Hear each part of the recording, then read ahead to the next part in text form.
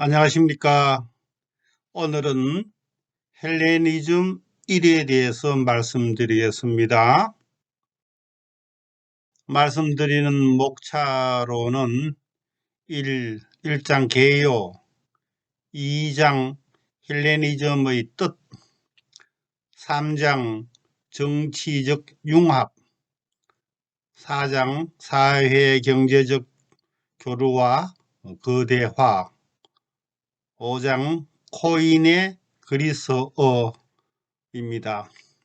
그 다음은 헬레니즘 2에서 말씀드리겠습니다.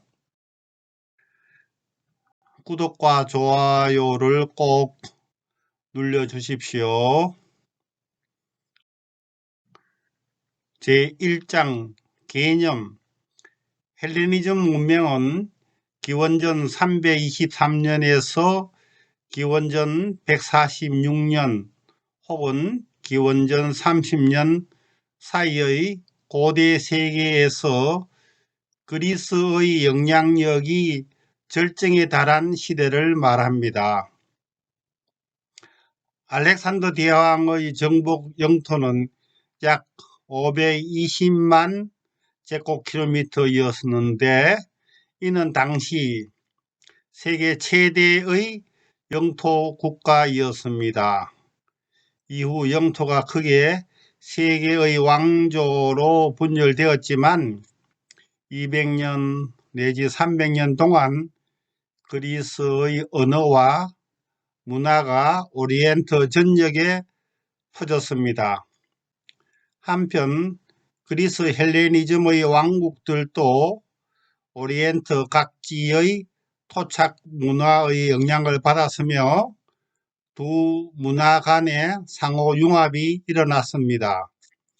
그래서 헬레니즘의 문명은 고대 그리스 세계와 중동, 이집트, 서남아시아의 문화가 융합된 문명의 산물이었습니다. 요컨대 넓은 영토에 그리스 주도로 형성된 헬레니즘 문명은 언어, 건축과 도시, 과학, 철학, 예술, 조각 등의 분야에서 보다 실용적이고 사실적이며 거대해지는 경향을 가지게 되었습니다. 2장 헬레니즘의 뜻. 헬레니즘이라는 용어는 원래 고대 그리스인들이 자신을 나타내던 헬레네스에서 유래되었습니다. 고대 그리스인들은 자신들을 그리스 신화에 등장하는 왕 헬렌의 후손이라 생각했습니다.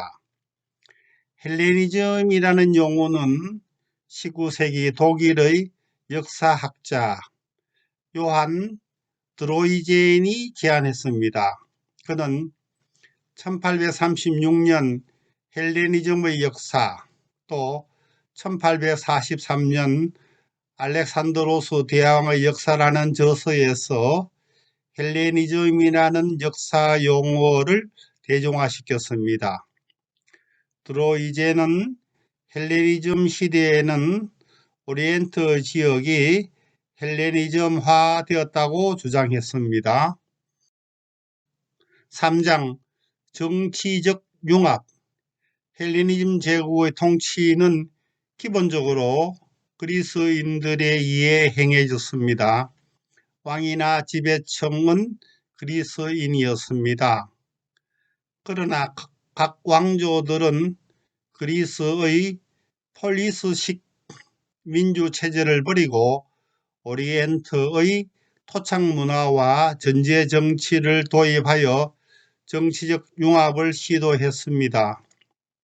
예컨대 이집트의 프톨레마이오스 왕조의 왕은 파라오로 묘사되었으며 인도 그리스 왕국에서는 불교로 개종한 왕들도 있었습니다. 이처럼 헬레니즘 시대에 그리스 식민화와 문화 전파, 도시 건설, 공공시설의 건설 등을 오리엔트로 전달했습니다. 반대로 오리엔트의 신정정치, 토착문화 등이 서로 교류하면서 융합하였습니다. 요컨대 고대 그리스 문명과 오리엔트 문명과의 융합을 통해 헬레니즘의 문명은 세계 문명의 성격을 갖게 되었습니다. 이로써 오리엔트의 넓은 영토에 다양한 민족들 간의 보편적 이성에 근거한 코스모폴리타니즘, 즉 세계 시민 사상이 생성되었습니다. 코스모폴리타니즘은 다양한 민족, 문화 및 종교적 배경을 가진 사람들이 근처에 살고 서로 상호작용하는 것을 의미합니다.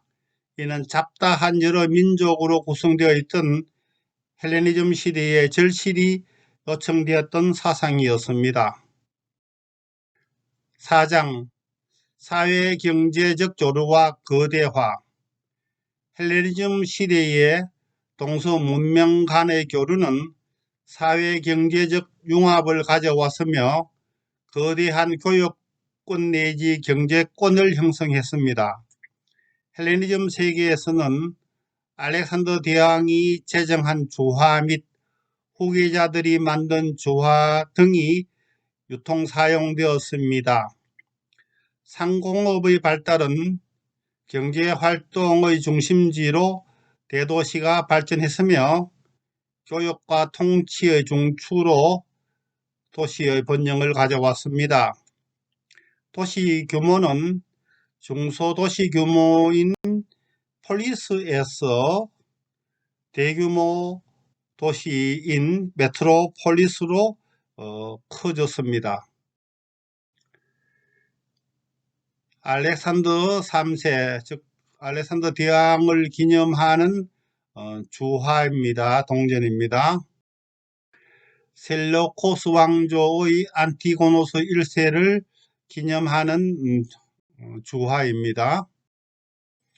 프톨레마이오스 1세 소테르를 기념하는 주화 등입니다. 이런 주화들이 유통되고 경제활동의 촉매제 역할을 했습니다. 그 당시에 메트로폴리스 대도시로서 1. 알렉산드리아. 나일강 하구에 입지한 알렉산드리아는 인구가 50만 명이 넘는 대도시로 성장했습니다. 특히 70만 권 이상의 장서를 소장한 알렉산드리아 도서관이 유명합니다. 프톨레마이오스 왕조의 후원으로 기원전 3세기경에 건설된 이후 기원전 30년까지 연구와 출판과 학문과 도서 수장의 그 중심지로 역할을 했습니다.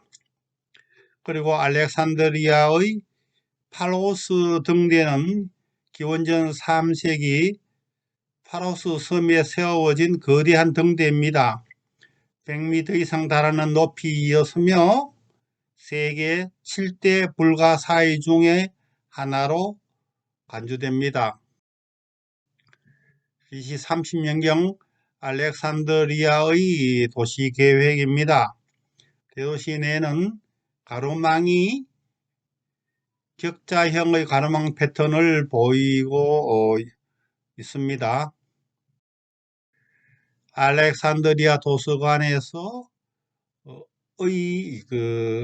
전경의 이미지입니다. 알렉산드리아에 있는 파로스 등대의 100m 이상의 등대의 이미지 그림입니다. 이 안티오크, 셀레우코스 1세는 안티오크를 왕국의 중심 도시로 정했습니다. 그 후 이 도시는 지중해 동부 연안에서 가장 큰 도시로 성장했습니다. 헬레니즘 시대의 안티오크는 지중해, 아시아 및 인도와의 교역의 중심지였습니다. 로마 제국 시대에는 인구가 50만 명에 달할 정도였으며 당대에는 로마, 알렉산드리아에 이은 3대 대도시였습니다. 로마 제국 시대의 안티오크는 초기 기독교의 성교와 신학 교육의 중심지였습니다. 사도 바울은 이곳에서 기독교 전파에 힘썼습니다. 신약 성서에서는 안티옥이라고 쓰기도 합니다. 그 후 안티오크는 기독교 5대 총 대주교구 가운데 하나가 되었습니다. 안티오크가 입지한 지도로서 현재 터키의 남부에 있으며 지중해 연안에 면하고 있습니다. 오론테스 강변에 입지한 고대 안티오크의 전경 사진입니다. 인구가 50만 이상의 대도시로 발전했는 안티오크입니다. 3. 기타 도시의 번영. 소아시아의 에페소스와 페르가몬, 흑해 입구의 비잔티움, 에게해의 노도스 섬과 데로스 섬 등이 학문과 교역과 숭어업의 중심지로 번성했습니다. 특히 페르가몬은 대규모 도서관을 보유한 학문의 중심지로 성장했습니다. 아래 사진은 제우스 대제단으로 페르가몬 재단으로 현재 베를린에 복원 전시되어져 있는 전경입니다. 5장 코인의 그리스어. 코인의 그리스어는 헬레니즘 시대와 고대 로마 시기에 사용했던 고대 그리스어입니다. 코인의 그리스어는 아티케 그리스어를 기반으로 형성된 언어입니다. 코인의 그리스어는 비잔티움 제국의 공용어였고 중세 그리스어와 현대 그리스어의 근간이 되었습니다.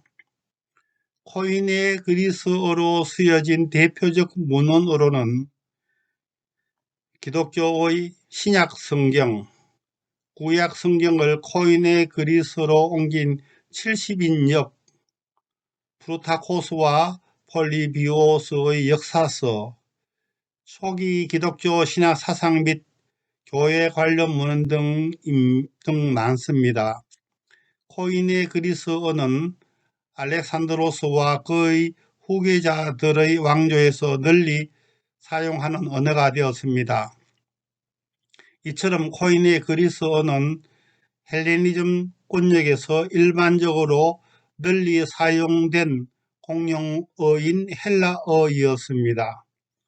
그리고 이후 로마 제국 시대에도 라틴어보다 더 넓은 지역인 북아프리카, 중동 지역, 소아시아, 그리스 지역에서 공용어로 사용되었습니다. 지금까지 시청해 주셔서 감사합니다.